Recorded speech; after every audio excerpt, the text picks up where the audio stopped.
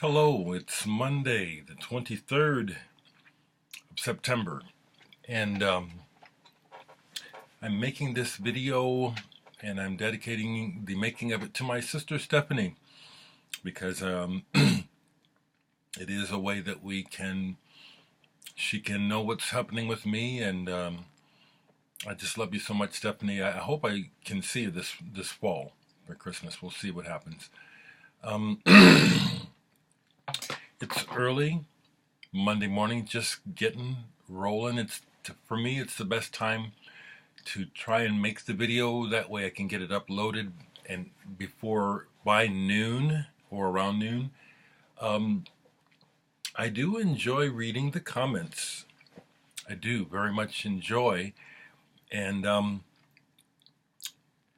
going to do a review, but I want to just make a couple comments first. I really appreciate how over the years people seem to have come to respect that, I am not like a lot of people online here who are on here for laughs or for toilet humor or just something really, some real childish reasons, okay? Children can do childish things, but as an adult, I'm not interested. So it pleases me when I see in the comment section good, intelligent discourse. I was really pleased to see this morning where I made a political statement in my last video. Someone commented on it. It created a dialogue, and those two people handled it. I love seeing that. There's not enough of that where people just talk to each other and stay civil and sane and mature. I love that I saw that happen in my comment section. That's what I'm promoting and encouraging. I am not at all interested in folks who are looking for attention by being silly. A comment about that to me is a comment about something lacking in you or something about you.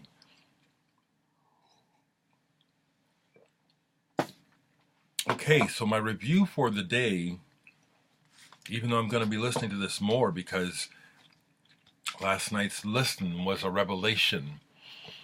The new Charlie K. Wood. Charlie, thank you so much for sharing this with me. Blurring into Motion by Charlie K. Wood.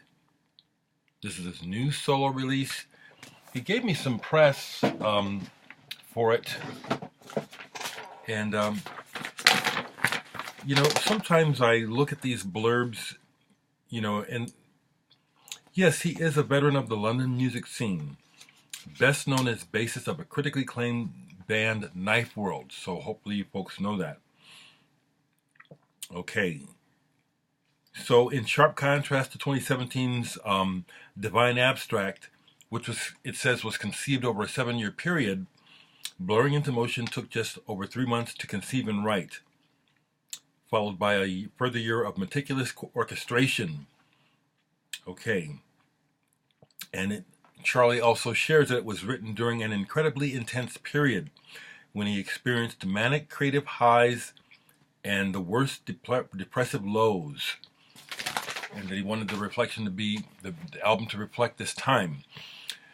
Charlie and I follow him on Facebook, so he was sharing publicly at times when the depression was really messing with him. So much love and respect to you, Charlie, because you have succeeded in capturing what you were going through. This is, it's amazing to hear how long it took to take the previous CD, which I own, because this is light years better. This is so captivatingly beautiful, nuanced, and deep. The cover illustration is perfect. The music really is that beautiful and captivating.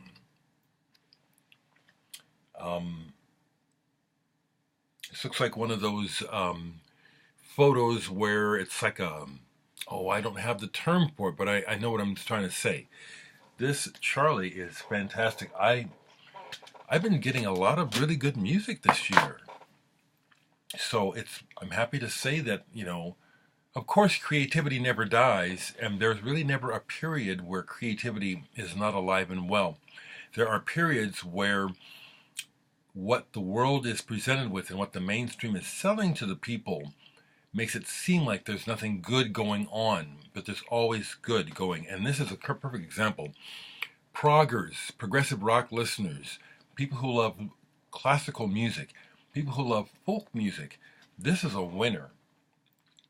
Charlie's compositions are deep and beautiful, and his playing, he can play those guitars and those lutes or whatever these other old-time instruments are that he knows how to play. He can really play them beautifully. I also personally appreciate how this album is primarily instrumental. That's just music, That's enough all this blah, blah, blah singing. No offense to you singers. Take offense if you want, but just hear me out. There's something to be said about the intense beauty and beyond words expression that music has. Some of the best music really doesn't need to be marred by words. This is fantastic. Charlie, thank you so much for sending it to me. This is, okay, I'm going to be listening to this quite a bit, and this is definitely going on my best of list, along with Turning Jewels into Water. That's definitely going on my best of this year. Précis Amont by Pascal Pascal, I think, and Carla Dereck. That's on my list for this year. Another entry, honestly, for my best of this year, although, well, no, it's not, but it's for me. I just discovered it. This is so good, my God. Radical Empathy with Talem and Nels Klein and Michael Wimberly. This is world-class shit. Charlie K. Wood. I want to highly recommend this. Blurring into Motion. This is excellent. Beautiful. Really beautiful. It occurred to me while listening to me that this album contains several passages that I find magical. It's like the turn of the chords, the movement. It's like it goes where you kind of in an unexpected place, and it hits these what I call sweet spots. Wow, Charlie, you've outdone yourself. And I'm really glad to say that people are sending me good music. There's all this good music going on that I'll just make another lament. The mainstream financial thing is they want your kids' money. They don't want to enrich our children's lives, or else we would be hearing about, and this would be being promoted heavily. We have to look for stuff like this. We have to discover this stuff. People, I hate that about the world, that we are not as cool and wise as we want to think we are. We're pretty primitive, stuck on gold. Charlie sent me these others, and I've checked them out. My Tricky Spirit and Tonochrome. Of these two, I think I'm going to like this one the most. They both have their merits. The thing I do notice right away is how I'm not drawn to these damn vocals, okay? There are many records where when the people start to sing, it's like it's a letdown. It's like, back in the day, in real time, following the band Genesis, I could so relate to how the band members would get pissed when they would come back and see where Peter Gabriel had written words over certain parts of the music. And it's like, man, that didn't need that. Man, that passage was so good. Why did he fuck that up? And of course, when you take the whole creation in, it makes sense, but still, ultimately, it's like that music stands up on its own just fine without any words.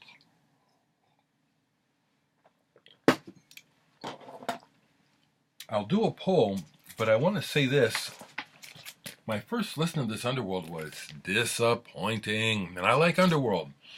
But Carl Hyde is an interesting cat, and it sounds to me like he was on some kind of trip making this album, trying to capture something not the usual long-standing Underworld sound.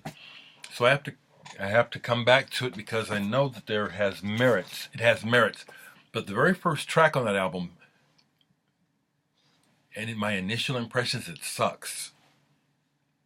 I know I'm going to get something out of that album, but I told you I like to be honest. I forget who asked me. I have regular people asking questions, and I forget your names. Someone asked me, do I have any gamelan music? You know, some of these questions, it's like, why do you keep asking these questions? Yes, yes. I love music of all kinds.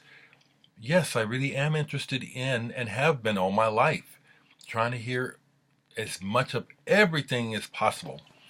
So here is one album I have of gamelan music on the Okora label. Man, would I love to have more on this label. The Music and Art of Burma, Burmani, Music to Art. It's 3 record set. There it is, gamelan. Yeah, gamelan music, and just the music of the world, the way that it has permeated Western music over the years and added flavors and textures and tones that wouldn't be there otherwise. It's just fantastic. So I love the music of the world.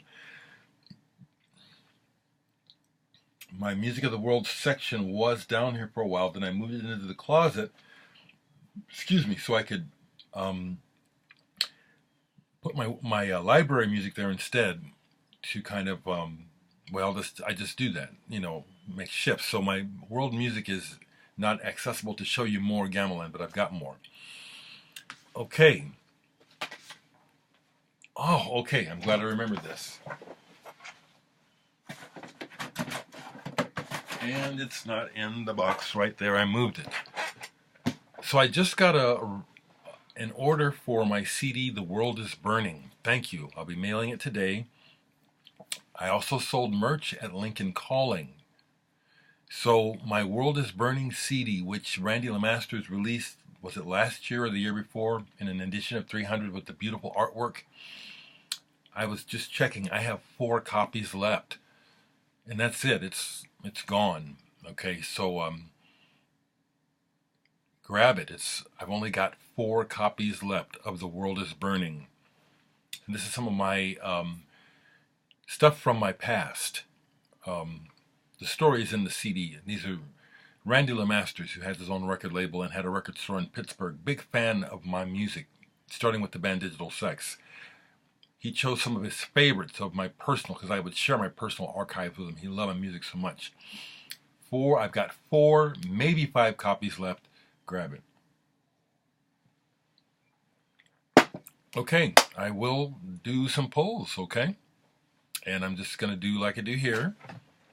And, we get a lot of action there. So if I move here, have I been to this part yet? I think I have, but let's see what we get. Hell yes, Quincy Jones, the dude. Lord have mercy, do I love this album. The dude. One of the other Quincy Jones albums that I really love is Smackwater Jack. Love this album. Velas, which is, someone shared with me the original version. I had not heard it before. I think it's a Brazilian song. Love it. And the other songs I really dig here that make me happy, Razzmatazz and Turn on the Action. I Not Corrida was really, what am I saying? This whole album is fantastic. Yes, it's very commercial sounding. It's crafted so well. It's written so well. I love it. I love it. I also love the fact that my sister and my brother-in-law recently met Quincy Jones and got to hang out with him. There's some pictures of them on Facebook. You know, of course Quincy knew who my brother-in-law was. Man, I love that stuff. I do. Okay.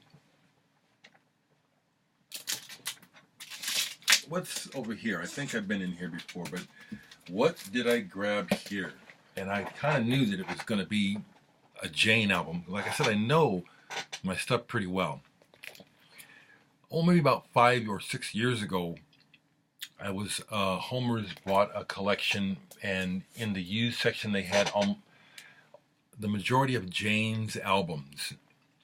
Now, Jane is a German band that actually I don't rate very high, but I love the Brain label.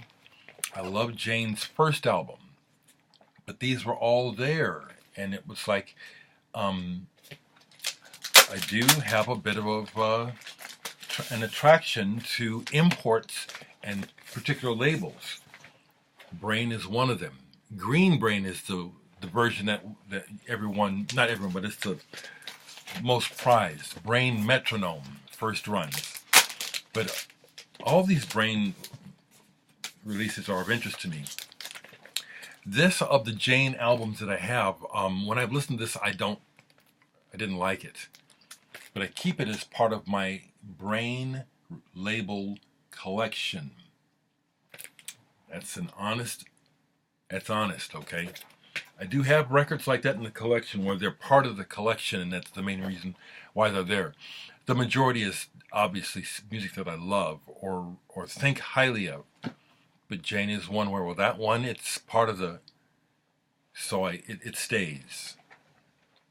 Let's go down here. Don't look, just try to get in here. Sometimes I feel like when I can barely reach, it's like, try to get that one. What is that? Why won't it let me get it? Okay, what is this? Okay, here's one where I'm still need to listen to this more deeply, because it's something I bought because it's on the Black Saint label, and it has good players on it, but the featured artist, Marcello Mellis, Free to Dance, I didn't know who he was. But again, it's on the Black Saint label. It's a hell of a label. But look who's playing on here. I mean, those are top. You can't really get any better players than these people. My goodness, okay? So, I don't remember what this sounds like. And it's a good thing I pulled it, because now I have something else to, I don't know what I'll be listening to, or if I will be listening to music today. It's Monday.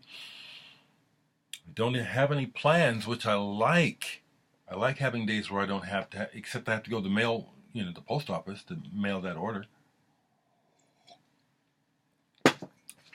I'll tell you, since my Social Security kicked in, my stress has gone way down, where I don't have to worry about paying the bills. That's the main thing. I don't care about money. It's that fucking pressure, So I've really been enjoying just sitting in the front yard. There ain't really nothing to look at, but just to sit outside. It's wonderful. So I might just do that today, I may not play any music, Probably will, but, That reminds me, okay, someone asked me, maybe it was Scott, I'm trying, what was my process for getting ready for my show?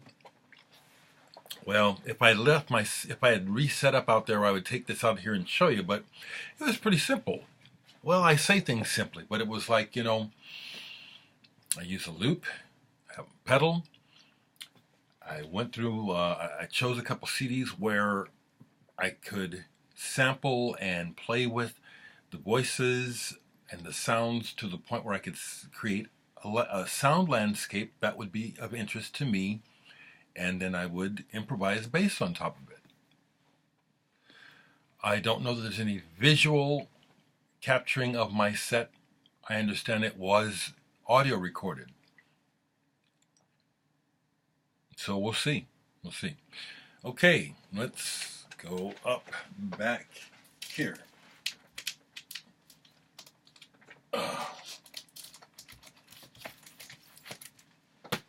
Yes, my Genesis section. We have Duke.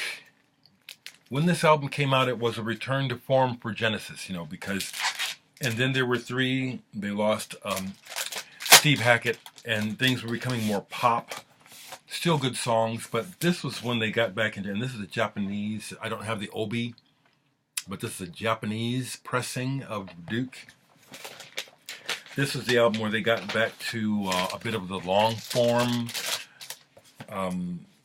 showing their compositional chops, because these guys are excellent writers.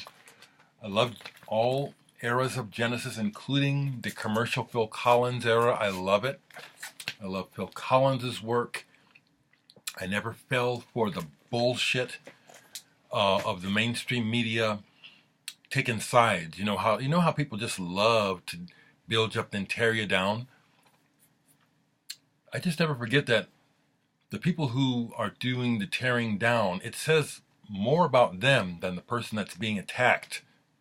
Try to remember that, people, when you think your shit don't stink and you're pointing your finger at other people. You got three of them pointing back at you, you idiots. Come on.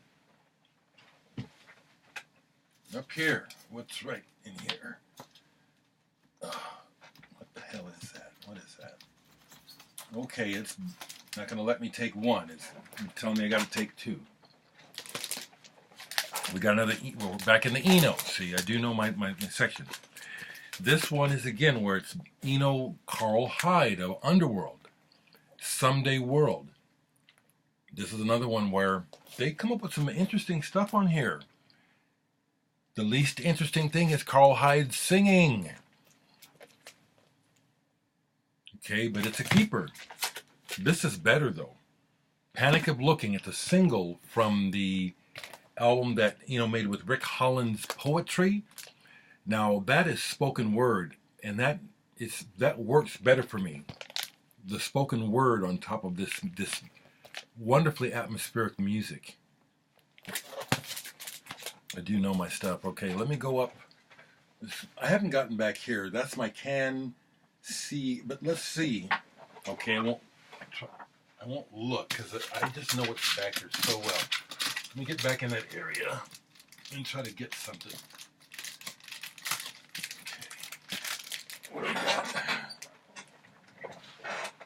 Dereck. I love the music of Brazil. I love the music of the world. I was first introduced to this man's son, Dereck, who my friend Carol Rogers has performed with. She was a member of Sergio Mendes 77, but she's on one of Dereck's albums. And for a minute I was getting, as I was learning about it, I was getting confused, and I realized that his father is Dereck is the start of it. And when you hear his music and his voice, it just, you understand why, I understand he's a treasure, and for good reason. Dereck. So, the other reason why I'm digging these polls is because there are a lot of times where I'll see the spine, and depending on my mood, it won't seem like I'll want to play it, and then I forget I have the record. So these will stay out, and it's like stuff to listen to refresh. Okay, I'm over 20 minutes. I like to keep it about a half an hour, so I'm going to do a couple more. I'm going over here where you can't see. This is over here in my S's section. I try to grab records that really, it's like they won't let me get them. So why aren't you letting me pull you? So I'm going to try harder to get that particular one. And what did I get? Terry Riptol. I showed these, okay? So yeah, you've seen whenever I seem to be far away. I just spoke about the man from Norway. Love his music. We'll go one more over here, further over. I'm gonna, like I said, I'll go down to the lower level. Here's what do we got here. Okay, it's making me grab a bunch, and it makes sense because this is the true flavor of my collection. Here we have a sync, Ryuichi Sakamoto. This album is heavy. This is deep listening. This is so beautiful and so emotional. And it's just one of those kind of albums that you just need to if you're going to listen to it, just stop doing everything else. Wow, Sakamoto is just amazing. And then also from the section, Beauty.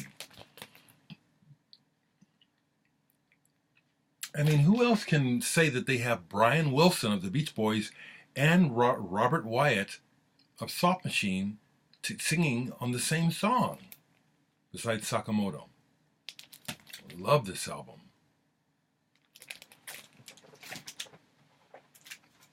That's it for today, folks. See you soon.